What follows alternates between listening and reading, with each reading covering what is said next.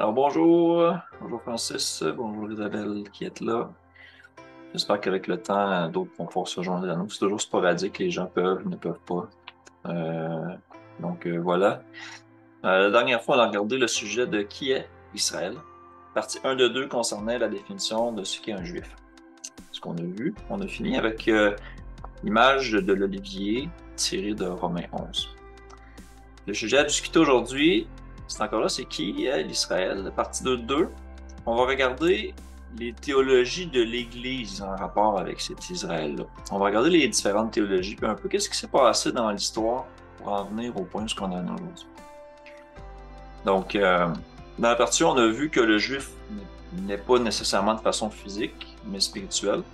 Que la circoncision, par exemple, masculine, c'est-à-dire du prépuce, n'y est pas pour grand-chose, mais que c'est plutôt le symbolisme de cette circoncision-là qui est important.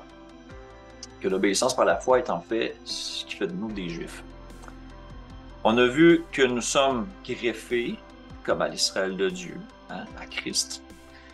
Et non pas que nous devons nous joindre à l'Israël charnel actuel, car l'Évangile est pour le païen et pour le juif. Donc c'est impossible que cet endroit-là soit l'Israël charnel. Et au travers de tous les exemples qu'on va regarder, n'oublions jamais que Dieu ne fait pas exception de personne, comme même Paul le cite.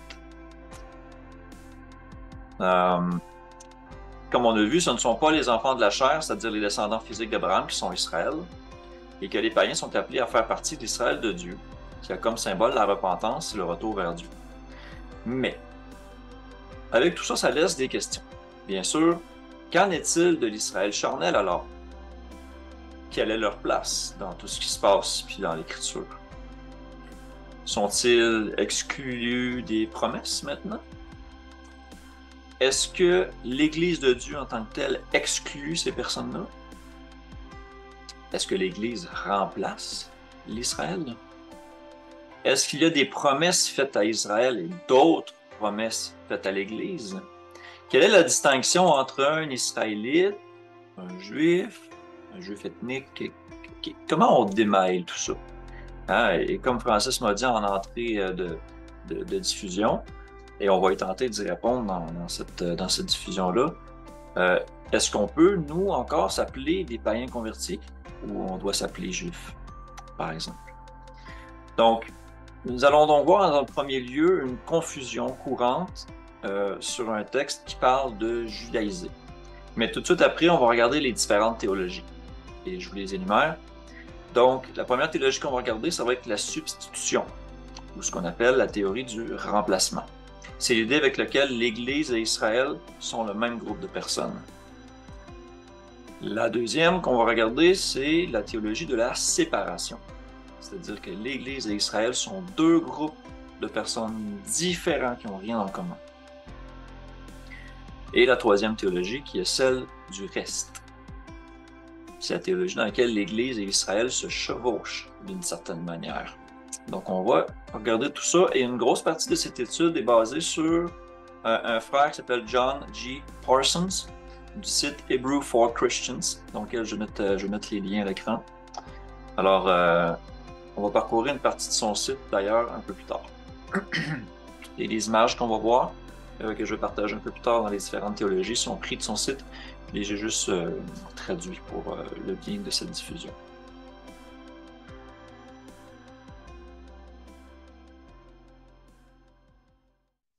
Donc, première comme petite partie, qu'est-ce qu'on va dire par forcer les païens à judaïser? Dans un passage de Galates, on voit que Paul fait une réprimande à Pierre en fonction de ça. Et souvent un passage qui est utilisé à tort. Donc, on va essayer de le regarder. Juste pour mettre les choses au clair, le judaïsme n'est pas nécessairement la loi de Dieu à proprement parler, mais c'est plutôt une religion composée de traditions et d'ajouts, entre autres les traditions des anciens qu'on appelle, et basées sur le Talmud, entre autres, babylonien. Oui, la loi de Moïse en fait partie jusqu'à un certain point, ainsi que d'autres choses requises qui se sont ajoutées. Et on le voit, ces choses-là, dans les évangiles. Lorsque Jésus guérit les jours de sabbat, il défie leur tradition. Et c'est sur cette base-là qu'il l'accuse de violer le sabbat. C'est une distinction très importante à faire. Mais on applique souvent ce passage-là dans un contexte où Paul dirait qu'il ne faut pas suivre la loi. Ce serait alors de judaïser. On va aller le lire tantôt. Donc, ces gens-là qui interprètent ce passage-là de Galates 2 vont aller même jusqu'à dire que Pierre aurait cessé de suivre la loi puisqu'il est dit qu'il vit comme un païen et non comme un juif, selon le texte. On va aller le voir. Donc, selon cette interprétation-là, Paul réprimande Pierre de forcer les païens à judaïser. Mais qu'en est-il vraiment dans le contexte? De quoi on parle? Donc, on va aller voir ça. Je vais vous partager mon e-sword et on va aller voir les versets en question. Donc, le passage qui nous intéresse en particulier est dans Galates 2. Mais dans Galates 1, on a un genre d'introduction par rapport au contexte. Donc, je vous lis Galates 1, 13. C'est Paul qui écrit aux Galatiens. Donc, il dit, vous avez su, en effet, quelle était autrefois ma conduite dans le judaïsme, comment je persécutais à outrance et ravageais l'Église de Dieu. Et il dit au verset 14, et comment j'étais plus avancé dans le judaïsme que beaucoup de ceux de mon âge et de ma nation, étant animé d'un zèle excessif pour les traditions de mes pères. C'est très important ça ici. Paul lui-même, dans l'explication de sa conduite dans le judaïsme, fait un lien entre ce qu'il pratiquait avant et les traditions de ses pères. Et il dit lui-même qu'il est pharisien, fils de pharisien. Donc, on sait que c'est les pharisiens aussi qui ont persécuté Jésus et les disciples. C'est une nuance très importante ici, comme pour établir un contexte de base. Donc, ensuite, dans le reste du narratif de Galates 1, il explique que quand il a eu sa conversion, il n'est pas monté à Jérusalem aller voir les apôtres et tout ça. Il a juste rencontré Pierre, qui est resté 15 jours avec lui, Galates 1, 18. Et ensuite, il n'a rencontré aucun autre des apôtres, si ce n'est Jacques, le frère du Seigneur. Donc, et tout ça. Ensuite, il est allé dans la Syrie, la Cilicie et tout ça. Et c'est en Galates 2 qu'on lit 14 ans après qu'il monta de nouveau à Jérusalem avec Barnabas. Et un peu plus loin, on voit les fameux textes ici qui concernent le fait de judaïsme. Je vous le lis. Je suis en Galates 2, 11. Donc, ça dit, lorsque Céphas, c'est-à-dire Pierre, vint à Antioche, je lui ai résisté en face parce qu'il était répréhensible. En effet, avant l'arrivée de quelques personnes envoyées par Jacques, il mangeait avec les païens, et quand elles furent venues, il s'esquiva et se tint à l'écart par crainte des circoncis. Donc ici, on comprend qu'il y a différentes personnes qui sont impliquées dans ce qui se passe. Donc, il y a des personnes envoyées par Jacques de Jérusalem. Et il y a Pierre qui mangeait avec des païens. Bon, qu'est-ce qu'il faisait exactement? Ça ne le dit pas, mais il était en présence de païens, un peu comme Jésus allait manger avec les prostituées, des gens de mauvaise vie, pour leur parler, par exemple, du témoignage ou leur faire des paraboles pour les amener à la repentance. On peut le supposer. Et ça dit, quand elles furent venues, ces gens envoyés de Jérusalem, Pierre s'esquiva et se tint à l'écart par crainte des circoncis, des Juifs, circoncis de chair, donc fondés encore là dans les traditions judaïsmes. Au verset 13, ça dit, avec lui, les autres Juifs usèrent aussi de dissimulation, et le terme ici signifie aussi hypocrisie, quand on regarde la racine grecque, en sorte que Barnabas même fut entraîné par leur hypocrisie. Alors, Paul, voyant ça, donc il dit, voyant qu'il ne marchait pas droit selon la vérité de l'Évangile. Quelle est la vérité de l'Évangile? La vérité de l'Évangile, on le sait, c'est que peu importe, en toute nation qui craint Dieu et qui pratique la droiture, ils sont agréables à Dieu. C'est des mots de Pierre, hein, qui a dit ça. Il ne fait exception de personne. Bon. La vérité de l'Évangile, c'est que si le cœur d'une personne est purifié par la foi, alors ces personnes-là sont recevables. Donc, voyant qu'il ne marchait pas droit selon la vérité de l'Évangile, je dis à Céphas, qui est Pierre, en présence de tous. Il lui dit, si toi qui es juif, tu vis à la manière des païens et non à la manière des juifs, pourquoi forces-tu les païens à judaïser? Alors ici, l'interprétation basée seulement sur ce verset-là a tendance à dire, ah, tu vois, Pierre vivait comme des païens, c'est-à-dire qu'il n'observait pas la loi, il mangeait ce qu'il voulait, et il ne vivait pas à la manière des juifs. Donc, pourquoi est-ce qu'il voulait forcer les païens à suivre la loi?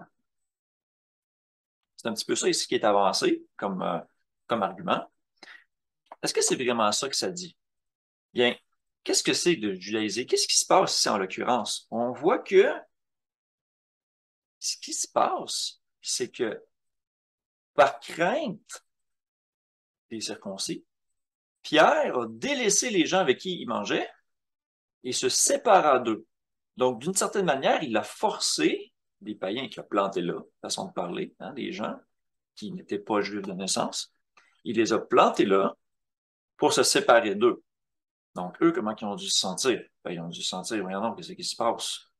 Et, et c'est hypocrite de faire ça, de dire, ah, je viens vous parler de Jésus, puis tout ça, puis tout à coup, quand il y a d'autres juifs qui arrivent, oups, il faut que je m'en aille, tu sais. C'est comme un genre d'hypocrisie. Donc, ça fait du sens avec ce que Paul dit ici, qui est l'usure d'hypocrisie. Et là, qu'est-ce qui est en rapport de judaïser? Ben, on va voir dans d'autres passages que quand on parle de judaïser, on parle du fossé qui existait, le mur qui existait, la division qui existait entre les Juifs et les païens, même convertis. C'est que les Juifs voulaient exclure quand même les gens qui n'étaient pas Juifs de naissance, c'est-à-dire Israélites selon la chair.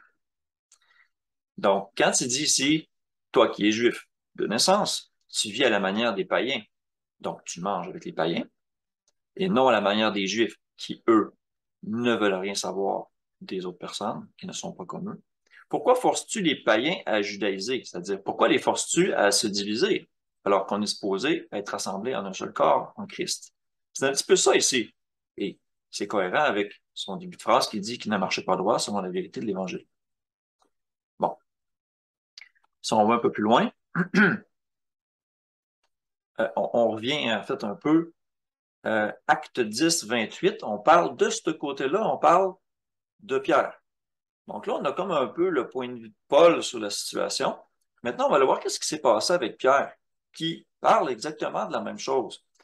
Donc, c'est l'histoire où, justement, euh, Pierre, il est en méditation sur le toit d'une maison, Dieu lui envoie une vision des animaux et tout ça, et il comprend finalement que une personne qui est purifiée par la foi, de ne pas la regarder comme souillée. C'est très important comme nuance. Et il l'avoue ici quand finalement il se rend chez Corneille. J'étais en Acte 10, verset 28. Il dit, vous savez, leur dit-il, qu'il est défendu à un juif de se lier avec un étranger ou d'entrer chez lui. Mais Dieu m'a appris à ne regarder aucun homme comme souillé et impur. C'est pourquoi je n'ai pas eu d'objection à venir puisque vous m'avez appelé. Je vous demande donc pour quel motif vous m'avez envoyé chercher. Donc ici, de par la vision de Dieu, Pierre a compris. Hein, et c'est ça qui lui a fait dire.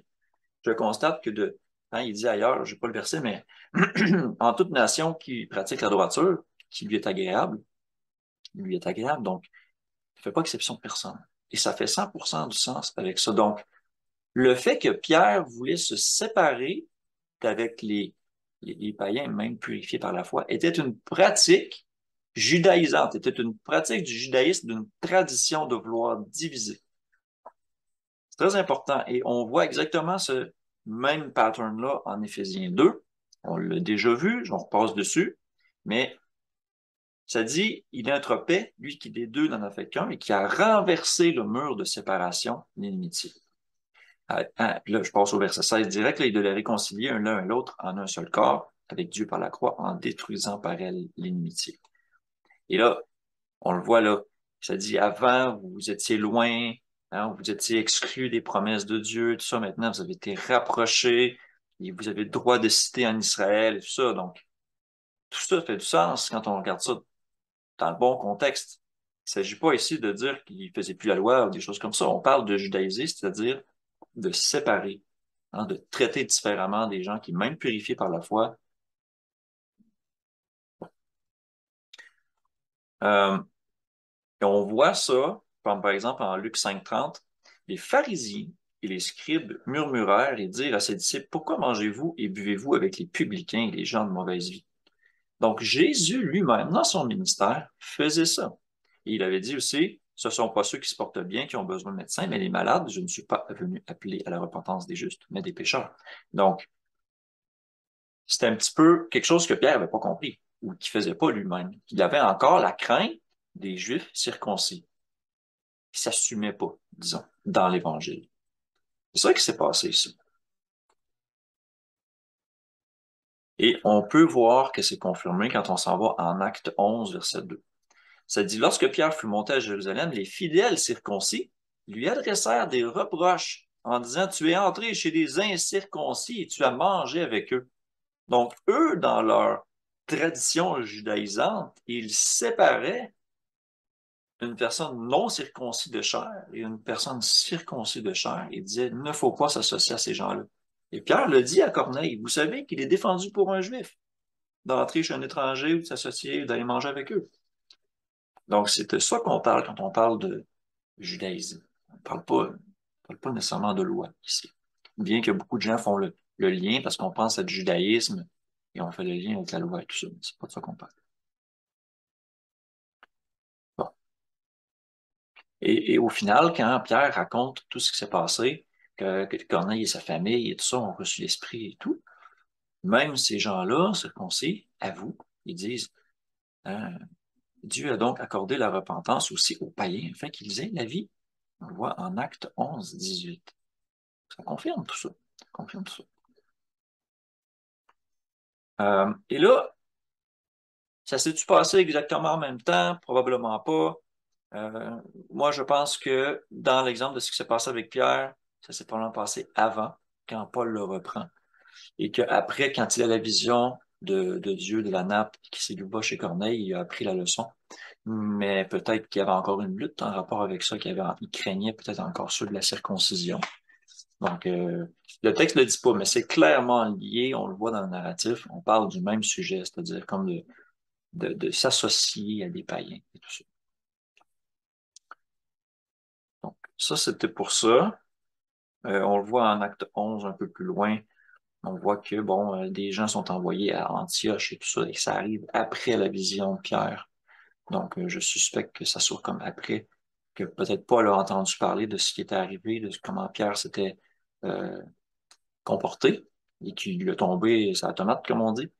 Et Pierre il a dû lui dire, non, non, attends un peu, là, calme-toi, Paul, regarde, Dieu m'a montré de ne pas regarder aucun homme comme souillé et tout ça.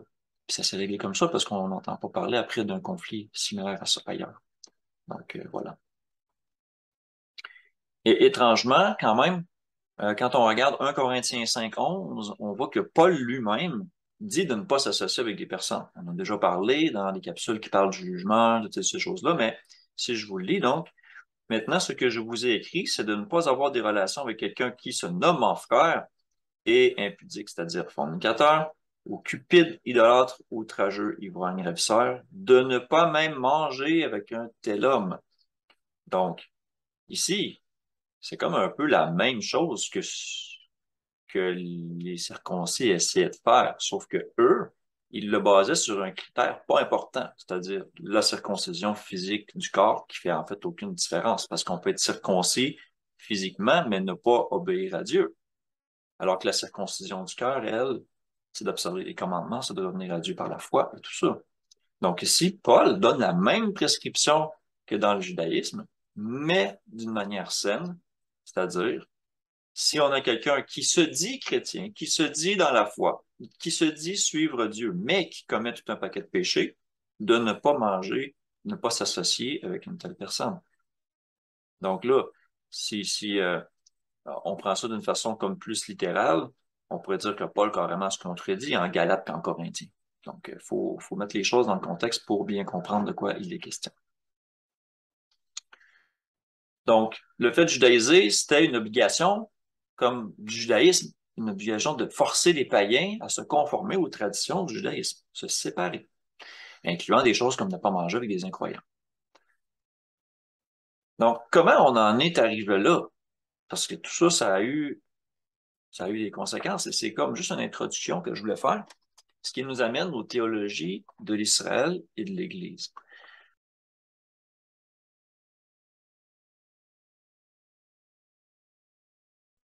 Pour faire l'intro en rapport avec les théologies de l'Israël et de l'Église, on a déjà défini ce qu'était l'Église dans les toutes premières diffusions en direct, ceux qui sont appelés à sortir. OK?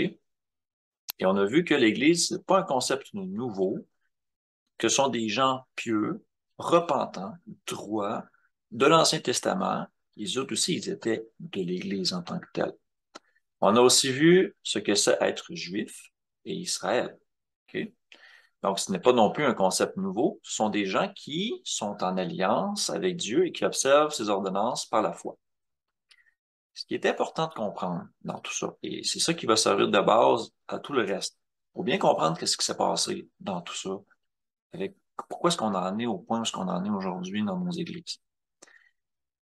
En tout premier lieu, c'est que l'Église définie en actes, c'était tous des Juifs ethniques. Okay? Ethnique, c'est-à-dire de la descendance d'Israël, donc des Israélites, selon la chair. Okay? Donc, je fais des parallèles rapides, là, mais les 12 apôtres étaient juifs. En acte 2, si on s'en va en acte 2, 5, bon, on voit qu'il y a eu 3000 personnes qui ont été converties cette journée-là, qui ont été ajoutées à l'Église, nous dit le texte à la fin d'acte 2. Bon, en acte 2, 41, ceux qui acceptèrent sa parole furent baptisés. En ce jour-là, le nombre des disciples s'augmenta d'environ 3000 âmes et plus tard, on fait le lien avec l'Église. Donc, on dit, le Seigneur ajoutait chaque jour à l'Église ceux qui étaient sauvés, en acte 2, 47. Donc, fort probablement, quand on regarde acte 2, 5, qui étaient ces gens qui se sont convertis? Il y avait en séjour à Jérusalem des Juifs, hommes pieux. Et le terme pieux ici veut dire godly. Des gens qui étaient saints, c'est-à-dire qui observaient la loi. D'accord? Et ils étaient de toutes les nations qui sont sous le ciel. Donc, fort est à parier que ces gens-là étaient des gens qui connaissaient déjà les observances, les ordonnances de la loi et tout ça. 3000 personnes. Ensuite de ça, on s'en va en acte 7, Étienne.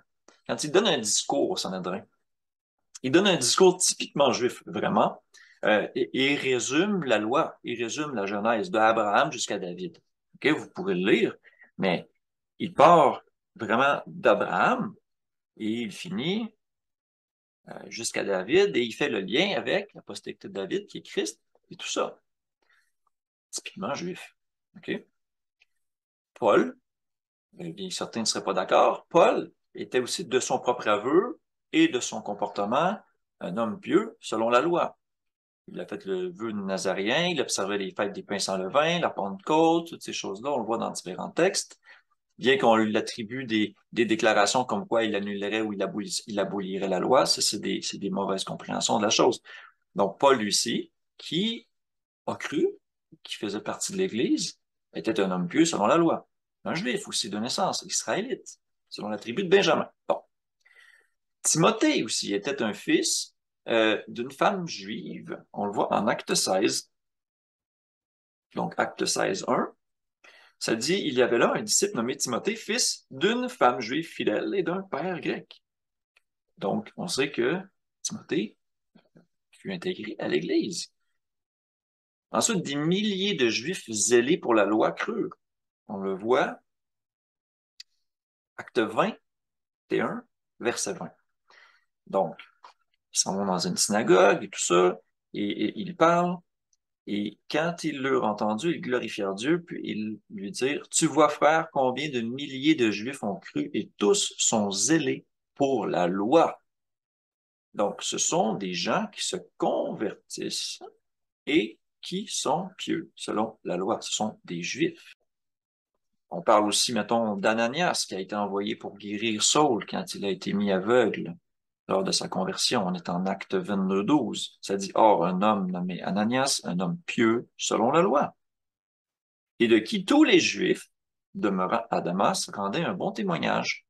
Encore là, Ananias faisait partie de l'Église. Le Seigneur lui a parlé, il l'a envoyé guérir la cécité de Saul.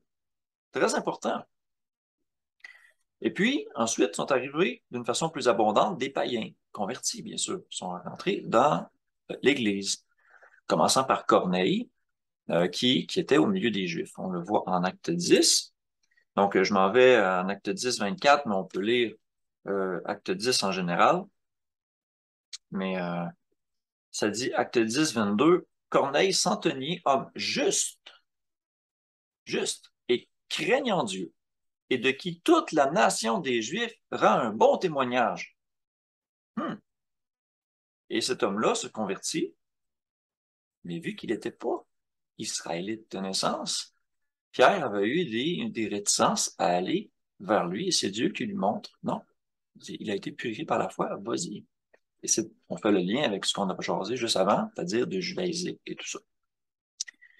Euh, donc, au travers des différents voyages des apôtres dans les villes des païens, beaucoup de païens crurent aussi et venaient à la synagogue au sabbat. On le voit en Acte 13, ailleurs aussi en Actes. Par exemple, en Acte 13, 43. Et à l'issue de l'assemblée, beaucoup de Juifs et de prosélytes, c'est-à-dire des convertis, pieux, hein, encore là, godly, suivirent Paul et Barnabas qui s'entretinrent avec eux et les exhortèrent à rester attachés à la grâce de Dieu. Et le sabbat suivant, presque toute la ville se rassembla pour entendre la parole de Dieu. Wow! Et là, ensuite, certains Juifs ont été remplis de jalousie parce qu'ils les attiraient vers une doctrine dans laquelle eux-mêmes n'avaient pas contrôle un peu. C'était une question de pouvoir. Ils voyaient le pouvoir comme glisser de leurs mains. Donc, et c'est là que les divisions et les persécutions commencent. Mais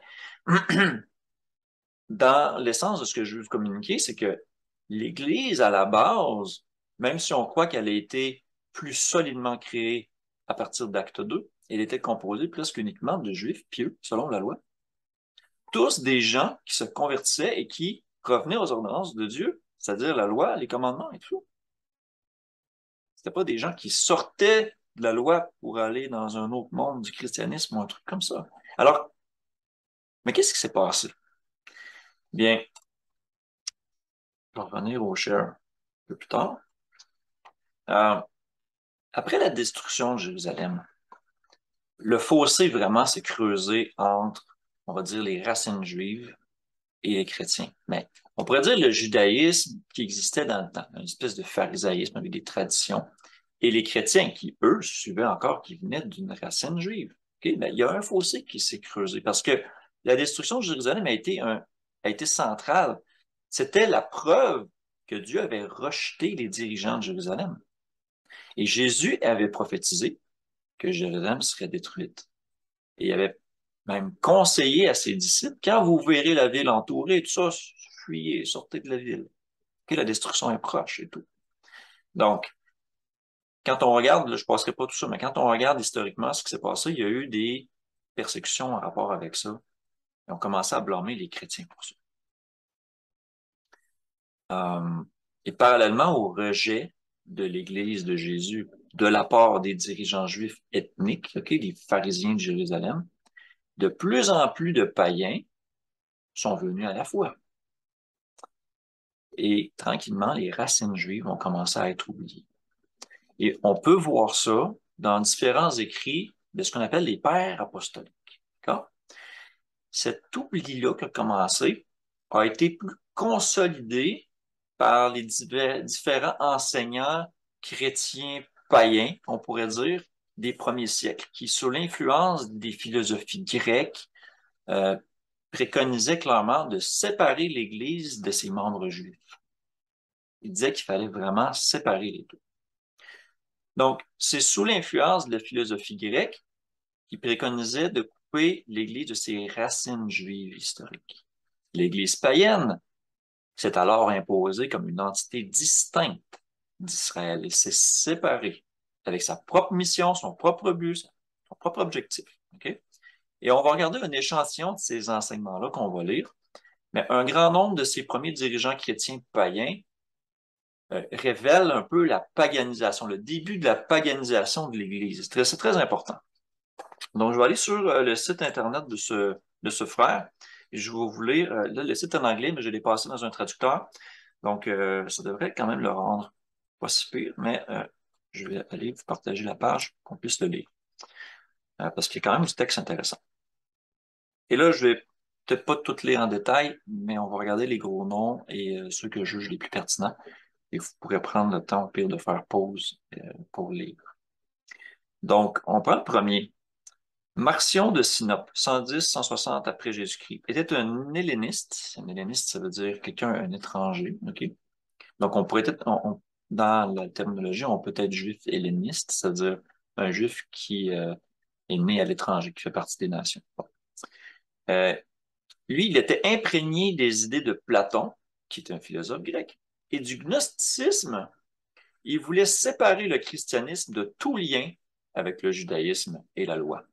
Donc, déjà, là, à ce moment-là, il y a des enseignants qui commençaient à dire non, il faut se séparer, il faut être différent.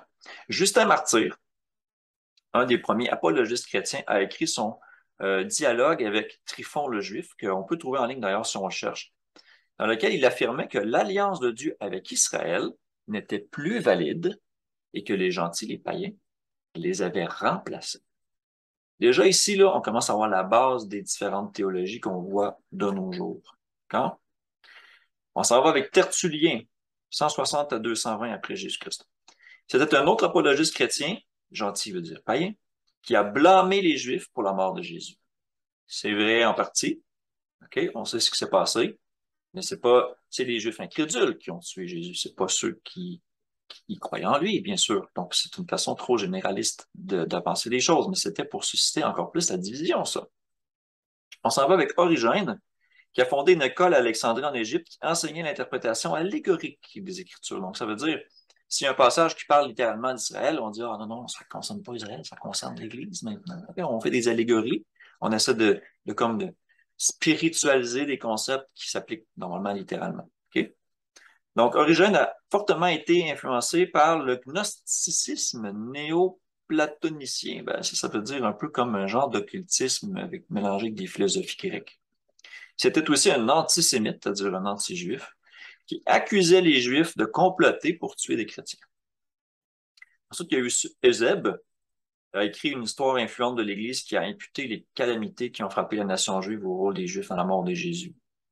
J'ai lu quelques de ses écrits à Eusèbe. Bien sûr, c'est à prendre par-ci, par-là. Et c'est tous des textes qu'on peut retrouver quand on cherche Premier Père apostolique. Et tout ça, on peut retrouver ces écrits-là. Jean Chrysostome, qui a dénoncé les Juifs dans une série de sermons aux chrétiens, qui participaient aux fêtes juives et à d'autres observances juives. Donc, s'il y avait des chrétiens qui participaient à des fêtes juives, ils étaient condamnés déjà. Et là, on est en 344 à 400. On a passé le concile de Nicée. On est dans le coin même du conseil de Laodicée. Donc, ça correspond avec d'autres recherches que j'ai faites, que je parle d'ailleurs dans les capsules sur le calendrier, de comment on en est venu à transférer le sabbat au dimanche et ces choses-là. Donc, les deux autres, là, Jérôme et Augustin d'Hippone, vous pouvez les lire. Mais ce qui est intéressant ici, c'est le dernier paragraphe. Outre ces chefs d'église païens qui ont rejeté les racines juives du christianisme, divers conciles d'église des 3e et 4e siècles ont également rejeté l'influence juive au sein de l'église et abandonné la judéité de Jésus et de son église. Il s'agit notamment du concile d'Alvire, du concile de Nicée et d'autres conciles, entre autres Laodicée. Et ces conseils sont allés jusqu'à interdire les mariages mixtes entre juifs et chrétiens. L'observance de la Pâque, hein, ils ont interdit ça, et ils ont interdit le culte le jour du sabbat.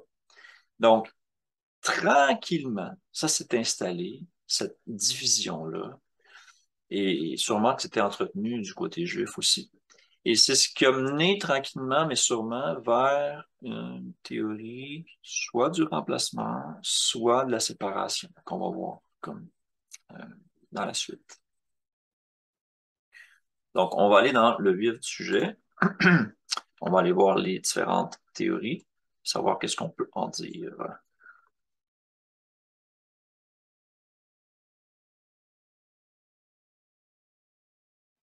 Donc, la première théorie, celle de la substitution, ou on va dire du remplacement. Je vais vous partager encore une image pour bien expliquer. Au fur et à mesure que j'explique, vous allez pouvoir voir l'image pour pouvoir faire une idée. Donc, je partage l'image à l'écran. OK, donc, la, la théorie de la substitution ou du remplacement dit que l'Église remplace Israël. C'est carrément une substitution, un remplacement complet. Donc, plus spécifiquement, Israël a rejeté le Messie. Alors maintenant, l'Église est le récipiendaire des promesses et des bénédictions promises par Dieu. Okay? Donc, l'Église devient une Israël revue et améliorée, OK? Et bien mieux que l'ancien Israël de l'Ancien Testament. Bon, donc ça prône un transfert total vers l'Église. L'Église devient donc une Israël spirituelle, entièrement. OK? Dans cette théologie, la nouvelle alliance, comme par exemple promise en Jérémie 31-33, qui dit que, bon, je mettrai ma loi dans leur cœur, je serai leur Dieu, ils seront mon peuple et tout ça, est accompli dans l'Église de Jésus. Ainsi, dans la même pensée, les Juifs d'Israël ne sont que sous la malédiction, ils ne reçoivent pas les bénédictions. Toutes les promesses faites à l'Israël d'être rassemblés, par exemple, des quatre coins du ciel, des extrémités de la terre, doivent être aussi allégorisées, on pourrait dire, et transférées à l'Église. Ça s'applique plus à Israël, ça s'applique juste à l'Église. Et c'est aussi la pensée de Martin Luther, le premier protestant, cette pensée qui est un peu à la source d'un antisémitisme et de persécution des Juifs ethniques en général. À ce moment-là, l'Israël juif n'est plus le peuple élu, il n'a plus de futur, il n'a aucun statut particulier dans cette théorie-là. Et, et paradoxalement, ça mène à la conclusion que les Israélites ont besoin d'être regreffés sur l'olivier de l'Église, plutôt que de comprendre que l'Église des païens convertis, c'est un autre olivier. Okay? C'est comme si on inversait tout. Et ce sont eux qui sont greffés sur l'olivier cultivé. Alors, ça marche pas avec, mettons, Romains 11, cette théorie-là. Cette théologie-là est souvent perçue comme étant aussi dominatrice et est agressive dans le sens où l'Église prend de force la succession d'Israël. C'est comme ça on enlevait tout l'héritage du peuple d'Israël et qu'on se l'attribuait, nous, en tant que chrétiens. Qu'on dit, ce n'est plus eux le peuple élu, maintenant c'est nous. Okay? C'est cette philosophie-là qui est très forte et qui est aussi très largement répandue dans les églises de nos jours. Parmi ceux qui prêchent cette théologie, notamment, on peut noter le catholicisme, les méthodismes, les presbytériens, évangéliques, luthériens, anglicanes, l'Église unie de Christ, les Mormons, les témoins de Jéhovah, entre autres.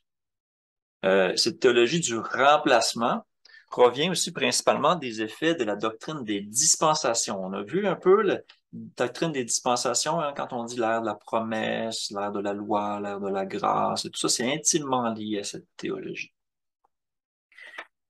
Et qu'est-ce que ça a comme effet? Qu'est-ce que ça cause? C'est que les textes de l'Ancien Testament cités dans le Nouveau Testament sont mal interprétés ou réattribués dans un tout nouveau contexte, ce qui est une grosse erreur. Parce qu'en fait, quand on cite un texte dans le Nouveau Testament, c'est en allant voir la citation dans l'Ancien Testament que ça donne le bon contexte. Mais ces gens-là qui sont dans cette idéologie-là du remplacement vont complètement réinterpréter le texte de l'Ancien Testament pour se l'accaparer, pour se l'attribuer et dire, ah, ça ne les concerne plus, ça nous concerne nous. C'est une manière un peu perverse comme, pas voler l'héritage, mais de s'accaparer vraiment les promesses, les alliances qui, clairement dans la Bible, sont faites aux Israélites. Donc, on en a déjà parlé dans une autre étude, en particulier là, des dispensations. Ce qui est important de comprendre, c'est que les païens convertis sont greffés à l'Israël de Dieu et non pas l'inverse. Okay? Alors, là seulement, ils peuvent réclamer les alliances et les promesses. La doctrine de la substitution ou du remplacement est une doctrine qui est dangereuse et puis qui peut influencer plusieurs niveaux d'interprétation. Donc, la loi, l'eschatologie et toutes les conséquences qui vont avec ça, bien sûr. Donc, je ne sais pas si l'image ici est quand même assez claire, mais de l'Israël, la terminologie Église, par exemple, dit ceux qui sont appelés à sortir. Donc, on dit, ah, on sort d'Israël, on sort de la loi, hein, on sort de toutes ces choses-là. Et c'est l'Église qui est maintenant récipiendaire de toutes les promesses, les alliances et de tout ça. Alors, un juif de naissance, par exemple, de pratique, doit se convertir à un christianisme païen pour pouvoir être sauvé. Ce qui est typique, ce qu'on voit dans les églises aujourd'hui, en fait. Et ce qui est bon, je dis déjà d'emblée, là, cette théologie-là est fausse. Elle n'est pas basée sur l'entièreté des textes. On va aller à la seconde, qui est la théologie de la séparation.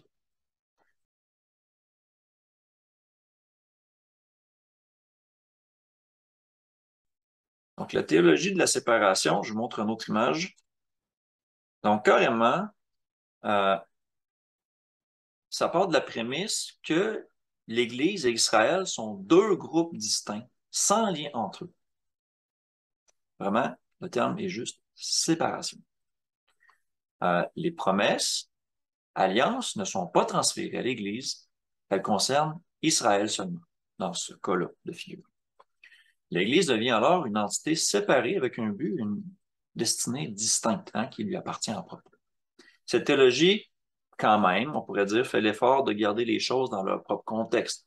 Quand il voit un texte, par exemple, qui s'applique à Israël, il garde pour Israël. Bon. Mais, par exemple, ils vont se poser des questions à qui ça a été dit, qui était l'auteur de ce texte, à qui c'était adressé, à quelle époque c'était. Bon. Mais dans cette théologie-là, l'Église est expliquée comme ayant commencé à exister seulement qu'à partir de la Pentecôte. Conséquemment, l'Église n'est pas sous les mêmes obligations qu'Israël, puisque la loi fut donnée seulement à Israël, par exemple. On entend souvent ça. Okay? Israël, alors, est sous l'ancienne alliance de Moïse et l'Église est sous la nouvelle alliance de Christ. C'est ça qu'on va dire. Ça va main dans la main avec les théories eschatologiques, tu sais, qui disent que l'Église sera enlevée, hein, mais pas les Juifs. Eux, ils vont rester à subir les tribulations, par exemple. Cette pensée, en effet, découle de la différence de traitement de ces deux entités distinctes-là que sont Israël et l'Église. À ce moment-là, Dieu fait exception de personne. Euh, c'est quelque chose qu'on voit qui est largement discuté, mais bon, prêché hein, dans les assemblées chrétiennes en général, qui enseigne que la loi n'est pas pour le disciple de Christ, elle est pour Israël. On va entendre des commentaires comme pourquoi toi tu gardes le sabbat? T'es pas juif? Le sabbat, c'est pour les juifs. Ou encore, ils vont dire, si toi tu gardes la loi, tu es sous l'ancienne alliance, tu es sous la malédiction. La loi est faite pour les méchants. Fait que si tu gardes la loi, tu es un méchant. C'est issu directement de cette forme de pensée-là, de la théorie de la séparation. Ce sont des choses que je vois souvent dans les groupes de chrétiens, même encore aujourd'hui. Et cette théologie-là demande que l'Église fut créée à partir de la Pentecôte, qu'elle n'était pas vraiment existante avant. Euh, L'Église étant alors ceux qui sont appelés à faire partie du corps de Christ de toute nation, langue et peuple. Hein. Peu importe qui croit, vous sortez, on est baptisé, on fait partie du corps de Christ et on n'est plus Israël, on devient l'Église. Ça, c'est un petit peu ça, la théorie de la séparation. Donc, si on suivait la loi avant, on se repent de suivre la loi et on ne suit plus la loi. C'est un petit peu ça le modèle qu'on essaie de nous faire gober. D'ailleurs, avec cette vision des choses-là, d'autres sujets sur lesquels on va revenir plus en détail, mais la prophétie des 70 semaines de Daniel, par exemple, attend encore son accomplissement dans le futur, euh, lorsque la grande tribulation va commencer, par exemple. En conséquence, des passages comme celui de Matthieu 24, Jésus parle, par exemple, de la fin des temps, des événements qui vont se passer dans la fin des temps, les gens vont l'attribuer seulement aux Juifs. Ils vont dire ça, c'est pas pour l'Église. C'est quelque chose que j'ai déjà entendu de la part de chrétiens qui sont éduqués dans cette théologie-là. Et avec cette vision-là, avec cette paire de lunettes-là, c'est juste que je pourrais dire que c'est normal de le voir comme ça. C'est une erreur théologique. Bon. Tout ça, ça fait aussi que de nombreux gens croient aux dispensations. Parce que c'est un petit peu parallèle à ça. Mais ces gens-là sont un peu excités quand ils voient les événements spécifiques de ce qui se passe en Israël, comme par exemple la création de la nation d'Israël en 1948, suite à la guerre des 6 jours. Parce qu'ils disent que ça, c'est un signe puissant de la fin des temps. Hein. La nation d'Israël a été restaurée, alors on l'applique à des prophéties bibliques et tout ça, mais est-ce qu'on a la bonne définition d'Israël de Dieu? Mais là, la question. Avec cette théorie-là de la séparation, ça peut faire du sens. Ça fait aussi souvent partie de l'enseignement eschatologique appelé prémillénial, ou prémillénium. On va revenir sur ces différentes théologies-là en rapport avec l'analyse de la fin des temps plus tard. Mais ce qui est intéressant, c'est que ça correspond aussi à la vue moderne des Juifs orthodoxes. De nos jours, là, eux, ils attendent encore le Messie. OK? Euh, Et j'ai souvent vu, entendu des Juifs ethniques, hein, des gens juifs qui ne croient pas en Jésus, déclarer que la loi, c'était pas pour les païens, que c'était à eux, que c'était eux le peuple élu, et que l'Église n'a rien à faire avec eux autres, que c'est complètement séparé d'eux. Ben, c'est exactement la théologie de la séparation, là. C'est la même chose. Donc, ce qui vient renforcer encore plus cette position-là pour ceux qui accordent de l'importance au judaïsme moderne. Ça creuse encore plus le fossé entre Église et Juifs. Tant qu'on ne fera pas le lien, comme on l'a fait dans la partie 1, qu'un Juif est quelqu'un qui revient aux ordonnances de Dieu, il va toujours avoir cette séparation qui va se faire.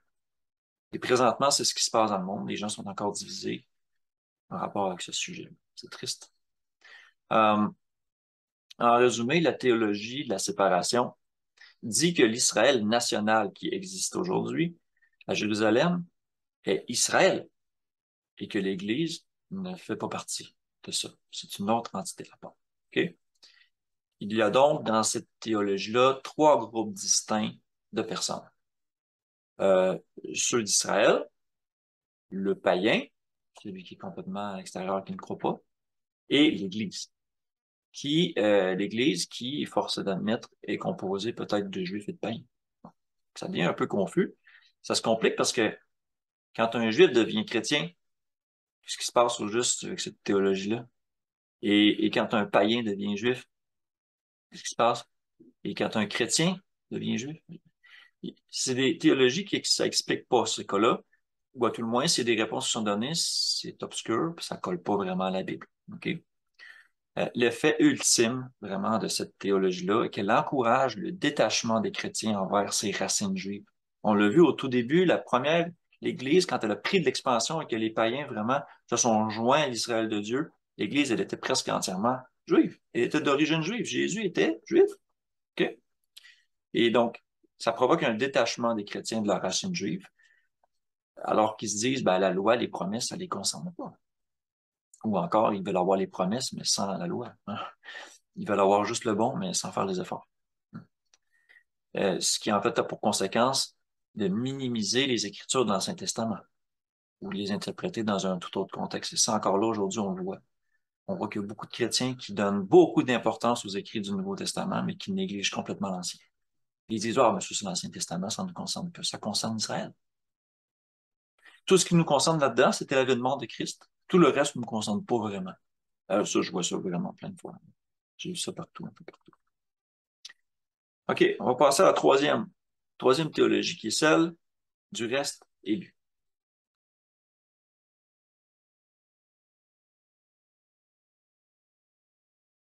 La théorie du reste élu, ou ce qu'on pourrait appeler le résidu fidèle. OK, bon, je vais appeler ça le reste, pour faire ça plus simple. Dans cette théologie-là, l'Église participe aux promesses et aux alliances données à Israël. OK? Dans ce cas-là, les chrétiens doivent s'identifier à Israël pour en avoir les promesses. Pour pouvoir le réclamer, il faut être Israël, parce que les promesses sont faites à Israël. C'est ce qui est logique, en fait. Le fait que l'Église ait tous été des Juifs ethniques au début, puis que des païens se soient joints à eux au fil du temps, montre que cette théorie-là est quand même valable. En effet, ce sont on va dire, les élus, les gens pieux, des gens repentants, des gens saints qui attendaient le royaume de Dieu. Ce sont ceux qui ont reconnu Jésus comme le Messie, qui ont formé, dans ce temps-là, la base, la grosse base de l'Église. Quand on voit dans la Jérusalem céleste la fondation, ce sont les 12 apôtres. Donc, il s'agit d'un reste parmi le peuple de Dieu. Vous pourrez le lire en Zacharie 13, 8 et 9, en Ésaïe 10, 22 et en Romains 9, 27. Pour être clair par rapport à ça, il faut faire une distinction en rapport avec les individus, leur appartenance d'origine et leur destination. Pour comprendre un peu toutes les implications, et ce modèle-là, en fait, satisfait à toutes les thèses bibliques aux circonstances différentes. Donc, il y aurait comme quatre types d'opposition. On va les regarder ensemble. Le E signifie l'Israël ethnique, c'est-à-dire quelqu'un qui physiquement, de sang et de chair, descend d'Abraham, d'une des tribus d'Israël, par exemple. OK?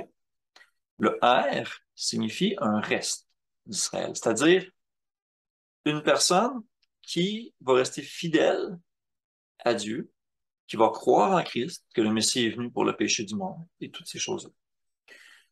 Donc, si je regarde ici la première figure à gauche, un païen qui est greffé, un païen qui se convertit, qui croit par le Christ, il est greffé à Israël, donc il fait partie du reste d'Israël.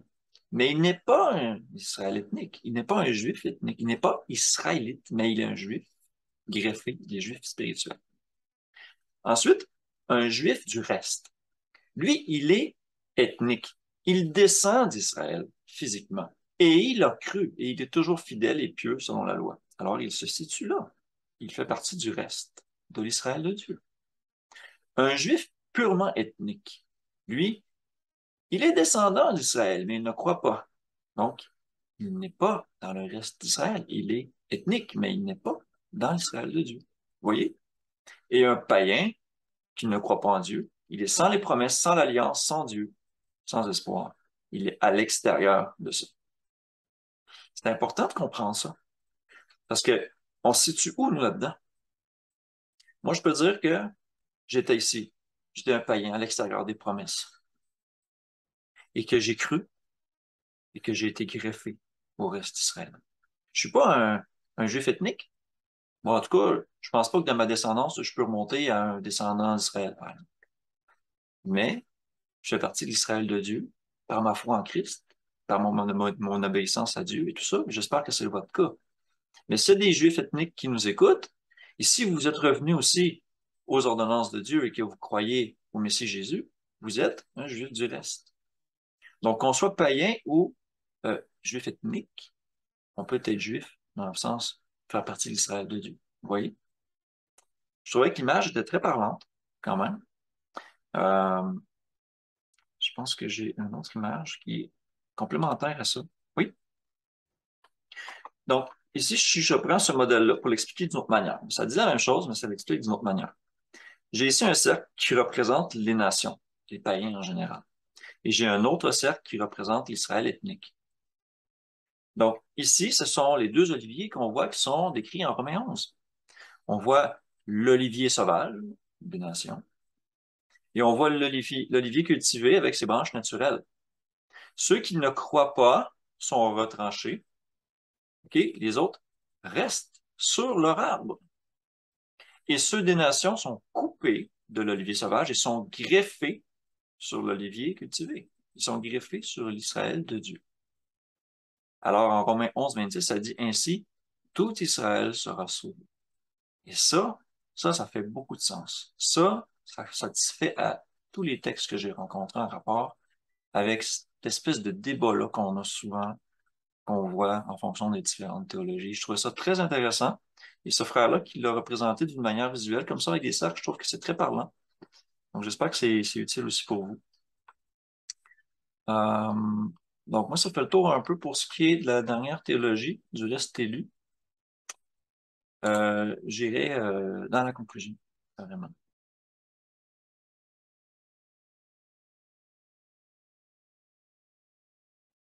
L'Église, si je retourne à mon dessin un peu comme de l'Olivier, l'Israël de Dieu, ce qu'on vient juste d'expliquer, il y a les branches naturelles qui sont restées.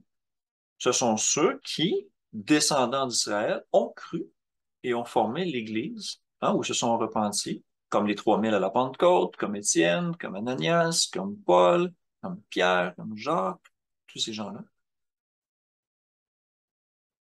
Et ceux qui par la suite ont cru, comme Corneille, mais aussi dans les temps anciens, comme Rahab, comme Ruth, la Moabite, ont été greffés. Et les incrédules ont été retranchés. Et le texte dit que Dieu est puissant pour les regreffer s'ils ne persistent pas dans l'incrédulité. Et ça, c'est important. C'est très important. Bon. Donc, en conclusion, l'Église ne remplace pas Israël. OK? Hein, si je remonte, l'Église ne remplace pas Israël. Ils ne sont pas non plus séparés. Ça amène des conflits au niveau des Écritures. Souvenez-vous qu'il y a une seule loi pour l'étranger et les natifs d'Israël. On a parlé de Rahab, qui fut parmi Israël. Ruth la Moabite aussi, qui font partie d'ailleurs de la lignée davidique, hein, la lignée de Christ. Ils se sont joints à l'Israël, pas l'inverse. Pas Israël qui s'est joint à eux. Bon. Selon la promesse de Dieu, par exemple, en Ésaïe 56, les étrangers qui s'attachent à Dieu et qui gardent le sabbat vont être amenés au royaume de Dieu. Ils vont recevoir des noms plus préférables que celui de fils et de filles. On lit en Ésaïe 56, 5. C'est très notable, ça. Donc, l'Église se joint à l'Israël de Dieu, le reste élu, mais qui est dispersé dans le monde entier.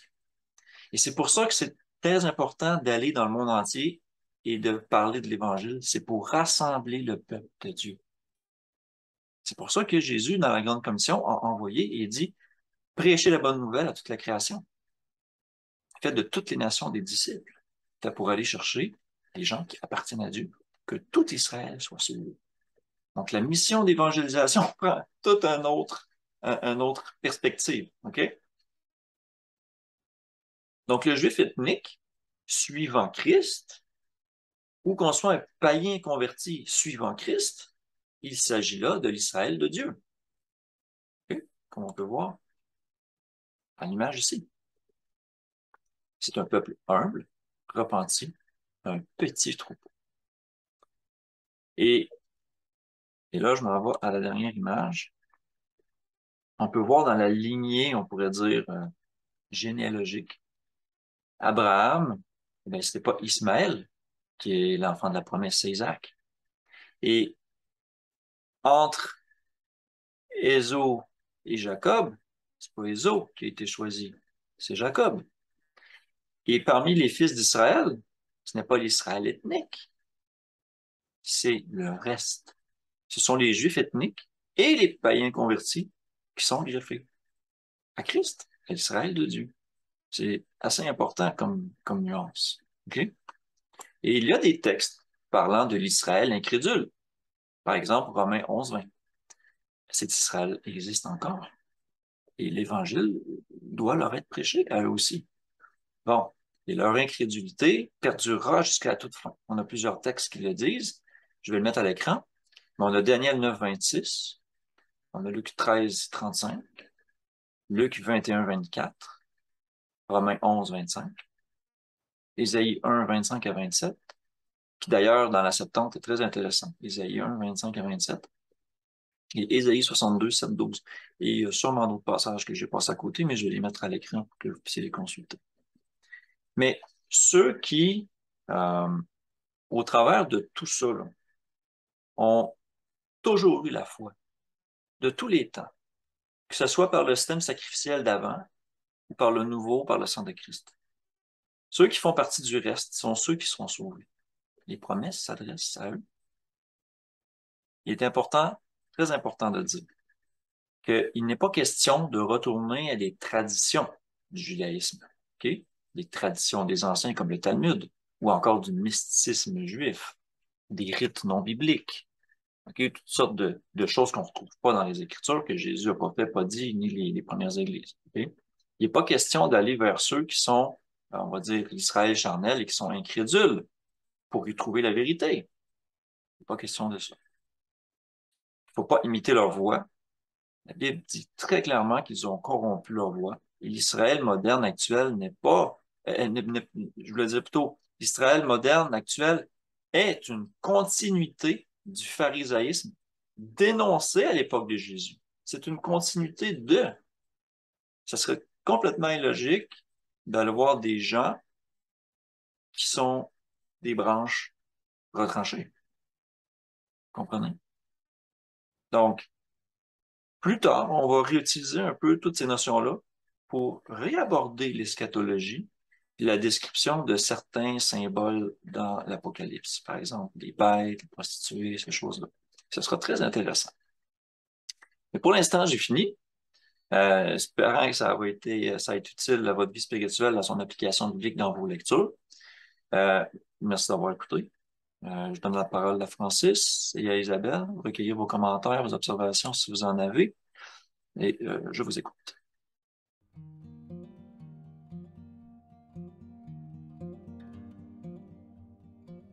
Euh, ça- j'ai vraiment apprécié. Ça clarifie beaucoup de choses. Euh, ça, ça m'aide à comprendre aussi les croyances de d'autres personnes. Puis pourquoi est-ce qu'ils suivent une certaine doctrine, une certaine théologie, puis d'où ça vient. Puis ça m'aide à mettre en perspective beaucoup de choses. Ouais. Ça répondait à ta J'ai rien question. de. Tu sais, au tout Ouais. début, là, quand tu m'as posé la question, je t'avais dit que tu trouverais probablement ta réponse dans l'exposé. Est-ce que tu as trouvé ta réponse? Je dirais que oui. Ça a comme donné une structure, je te dirais. Hmm. Ouais, ouais. Tu sais, moi, je peux dire de mon côté que je comprenais quand même un peu l'ensemble de ces choses-là, mais quand je suis tombé sur le site de ce frère-là et qui mettait des ronds, qui expliquait les différentes choses en fonction des passages bibliques, j'ai fait waouh! J'ai dit, ça, c'est une manière de le faire. C'est visuel, tu sais. Oui, Ouais, ouais. ça a tendance à catégoriser un peu, mais je trouve que ça ramène ça d'une manière claire. Mais Puis, je pense que des fois, tu n'as pas le choix de catégoriser, là, comme tu dis, parce que pour mieux comprendre certaines choses, tu n'as pas le choix de faire ça comme ça. mhm. Sinon, ça reste encore flou, vague, puis peut-être tu sais plus quel côté tu vas. Fait que, moi, je trouve que c'est correct aussi, là, moi qui est visuel. Ouais. Euh, C'est ça, c'était ça le problème. Tu sais, j'étudiais, puis j'essayais de comprendre, j'essayais de mettre tout ça ensemble. C'est comme un gros casse-tête qui s'imbriquait mal, on dirait. ouais. Puis, tu sais, il y a beaucoup de choses que je croyais comprendre, mais on dirait que les choses, ils s'agençaient pas ensemble, tu sais. Puis là, avec justement ce soir, là, que tout ce qui a été expliqué, je comprends beaucoup mieux. Justement, là, les morceaux de puzzle s'imbriquent, puis c'est vraiment pratique. Euh, je t'invite là, tu sais, je sais qu'on est en communication, nous autres aussi en privé, tout ça, mais je t'invite que si tu as des passages de la Bible que tu lis qui sont pas conformes à ce qu'on vient de parler, là, fais-moi en part parce que Ouais. j'en ai pas croisé encore jusqu'à maintenant. Honnêtement, cette explication-là, un peu des différentes théologies, c'est-à-dire, ben, certaines personnes pensent que, mettons, l'Église est devenue Israël. Ah, ça explique des choses, tu sais. Ensuite, Ouais. la deuxième théologie, que c'est la séparation. Ça explique aussi des choses. Puis, tu sais, quand j'ai comme compris ça plus profondément, j'ai fait, ah, c'est pour ça que, tu sais, on entend souvent parler, ah, la loi, c'est pour les Juifs, ah, le sabbat, c'est pour les Juifs, puis que c'est pas pour nous, tu sais. Ils font une séparation des deux. Ils veulent avoir le beurre, mais L'argent du beurre. l'argent du beurre, en tout cas, tu sais, comme l'expression, là, ils veulent tout avoir. Tantôt, quand tu as mentionné, tu sais, ils veulent avoir les promesses, mais sans faire la loi. Tu sais. Ouais, Ouais. exactement. Sans faire les efforts, sans Sans être rien sanctifié, sans faire d'efforts. Ça se fait tout seul, hein? J'ai souvent entendu Ben, parler de ça. c'est comme ils veulent avoir de l'argent, mais ils veulent pas travailler. Ouais, c'est ça. Tu veux la récompense, mais sans travailler. Tu veux, c'est quelque chose qui va main dans la main avec bien d'autres théories que j'ai entendues, tu sais. Fait que déjà, juste d'avoir mis ça en place, comme les différentes théologies, moi, en tout cas, ça m'a expliqué certaines choses. Puis là, je vous partage, je vais essayer de vulgariser le plus que j'ai pu. Je vais vous mettre le lien aussi du site si vous voulez le lire plus en détail. Il peut y avoir plus de choses qui sont expliquées, mais j'ai vraiment essayé de résumer ce qui est expliqué quand j'ai lu ce site-là. Donc, c'est ça. Puis la théorie du reste fit vraiment avec l'histoire, avec les racines juives de l'Église, avec même les prophéties de l'Ancien Testament, comme quand Zacharie ça dit par exemple, je mettrai ce tiers dans le feu, ils seront purifiés, puis tu sais, c'est comme, il y a vraiment une partie, un reste. Puis en Romains 9, Paul, il le dit, il dit, si le Seigneur ne nous eût laissé un reste, nous aurions été semblables à Sodome et Gomorrhe. On aurait été complètement exterminés. Mais il y a quand même l'élection de la grâce. Il y a des gens qui sont restés, qui sont des élus, et les païens qui se convertissent ont la chance de faire partie de ce reste-là. C'est ça la bonne nouvelle aussi. Fait que c'est ça. Et là, quand on comprend ça, ça change énormément de choses. Ça change notre regard sur, par exemple, la loi. Ça change le regard sur l'eschatologie, à qui s'adressent les promesses. Et quand on voit des prophéties dans l'Ancien Testament réprimande, des prophètes qui sont envoyés au peuple de Dieu, qui les réprimandent pour leur désobéissance et tout ça, tout à coup, ça devient personnel. Ouais. Tout à coup, ça nous touche. Ça s'adresse aussi à nous. Mais dans la théorie de la séparation, ça part du pied par-dessus la tête du monde, il dit ça ne me concerne pas, je ne suis pas Israël. Mhm. Ouais, c'est grave de conséquences, vraiment. Tu veux ajouter quelque chose? Oui, je voulais ajouter quelque chose comme quoi que probablement les gens, quand ils lisent la Bible, ils ont quelque chose déjà en Bien tête sûr. d'établi. C'est sûr, soit la théorie 1, la 2 ou la 3, en fait. Ouais. Puis, ils ne voient pas les deux autres théories, en fait, parce qu'ils sont ancrés, ils sont focusés sur celle-là. Fait que quand tu amènes une autre théorie, une autre façon de penser, puis ils font comme, ah non, ça tient pas de doute, mais il faut creuser, il faut aller chercher, il faut peser le pour et le contre, il faut vérifier, tu sais. Puis ça se peut qu'il faut ouvrir, puis qu'il y ait comme une autre théorie, là, tu sais. Ouais. Comme tu dis, là, il y en avait trois que tu nous as présentées dans la capsule. Fait que ça veut pas dire qu'il y en a seulement une, puis il faut absolument focusser sur celle-là, puis avancer avec celle-là. Tu sais, il faut être ouvert à ce qu'il y en ait d'autres, là. Ce que je constate, même en rapport à ce que tu dis, c'est que c'est extrêmement difficile de déconstruire.